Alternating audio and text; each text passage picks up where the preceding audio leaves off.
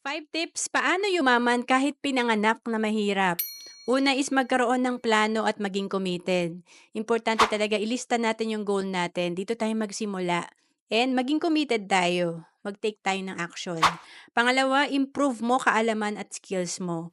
Siyempre, lahat naman nagsisimula tayo sa basic, pero pag patuloy tayo nag-aaral at nagtatry, talagang mai-improve din yung skill natin. And then pangatlo, maging open sa mga opportunity.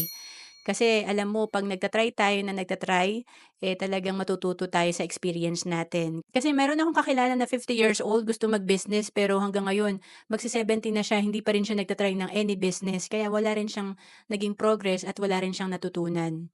And then pang-apat, maging disiplinado sa paghawak ng pera. Alam mo dati, parang imposible sa akin talaga na makaipon kasi laking squatter ako.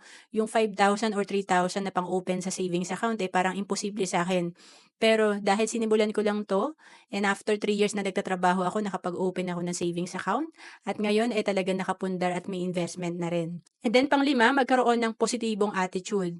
Importante kasi positive tayo kasi marami tayong dadaanan na challenges. Magsa-sacrifice talaga tayo sa simula 'pag gusto nating makaipon at makapag-invest. Pero kailangan lang talaga, motivated tayo. I-motivate natin yung sarili natin at positive tayo. To know more about savings and investment, message mo lang ako sa FB, Roanne Celis Capistrano.